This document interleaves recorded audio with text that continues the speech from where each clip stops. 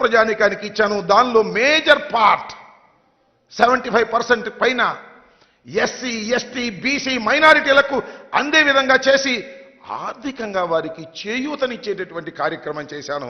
అయ్యా చంద్రబాబు నాయుడు గారు, మీరు 14 సంవత్సరాల్లో ఎప్పుడైనా ఈ కార్యక్రమం చేశారా అంటే దాని గురించి మాత్రం చంద్రబాబు నాయుడు గారు చెప్పరు.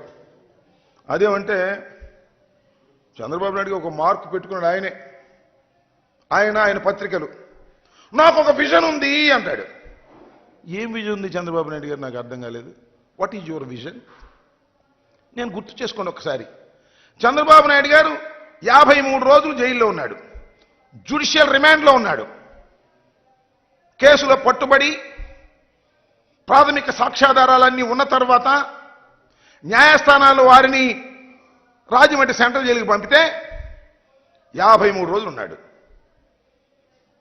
53 రోజులు ఉన్నటువంటి చంద్రబాబు నాయుడు గారు ఏం చెప్పుకుంటూ వచ్చాడు అంటే ఆయన పత్రికలు, ఆయన బంధువులు, చంద్రబాబు నాయుడు గారికి ఆరోగ్యం బాగోలేదు, ఒళ్ళంతా ఏదో భయంకరమైనటువంటి పరిస్థితి వచ్చేసింది, ఆయనకు అసలు గుండె జబ్బు ఉంది, ఇలా అయితే ఆయన ఎక్కువ కాలం నెట్టలేడు, 52 రోజులు అయిపోయింది, ఆయన తిరిగి వస్తాడా రాడా, ఆయన ఆరోగ్యం పూర్తిగా దెబ్బతినిపోయింది, చివరికి ఆయనకి ప్రాణాపాయం ఉంది అని చెప్పేసి పెద్ద పెద్ద హెడ్డింగ్లు పెట్టి రాశారు.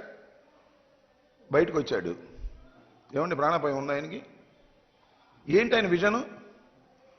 లోపలుంటే ఏడుపులు పెడబొబ్బలు, బయటికి వస్తే అరుపులు కేకలు. ఇందుకన్నా ఏమైనా ఉందా? ఆపరేషన్ అని ఆపరేషన్ కోసం వచ్చాడు, ఆపరేషన్ చేయించుకోండి, మళ్ళీ హాస్పిటల్కి వెళ్ళలేదు, అది వేరే విషయం అనుకోండి. అంటే ఏమిటి దాని అర్థం? చంద్రబాబు నాయుడు గారి విజన్ ఏమిటాయంటే అందితే జుట్టు, అందకపోతే కాళ్ళు. దట్ ఈజ్ చంద్రబాబు నాయుడు గారి విజన్ అని మనం చేస్తున్నా. అలాంటి విజన్ని చంద్రబాబు నాయుడు గారు ఈ రోజున చేశారు. ఇలాంటి విజన్ చేసినటువంటి చంద్రబాబు నాయుడు గారు ఇవాళ రకరకాలుగా చెప్తున్నాడు. ఇంకొక విజన్ ఉంది ఆయన దగ్గర, ఎన్నికలకు ముందు మేనిఫెస్టో రిలీజ్ చేసే విజన్. దస్తాలు మేనిఫెస్టో రిలీజ్ చేస్తాడు, లేనిపోని అన్నీ చెబుతాడు, దానిలో పొందుపరుస్తాడు. అసాధ్యమైనవి కూడా చేసేస్తానంట. అంతే, రైతులు రుణమాఫీ చేసేస్తా, డోక్రా మహిళ రుణమాఫీ చేసేస్తా, కాపులకి 10 కోట్ల రూపాయలు ఇచ్చేస్తా, కాపులను బీసీలో చేర్చేస్తా. అసాధ్యమైనటువంటి విషయాలను, సాధ్యం కానటువంటి విషయాలను అన్నిటినీ మేనిఫెస్టోలో పొందుపరుస్తాడు, రిలీజ్ చేస్తాడు. That is his vision. ఎన్నికలు అయిపోతాయి, గెలుస్తాడు అనుకోండి, ఆ మేనిఫెస్టోని మాయం చేసేస్తాడు, ఆ మేనిఫెస్టోని వెబ్సైట్ నుంచి తీసేస్తాడు, ఎక్కడ ఉంటే అవి కొనుక్కొచ్చి తగలేసేస్తాడు. This is the vision of Chandrababu Naidu గారు.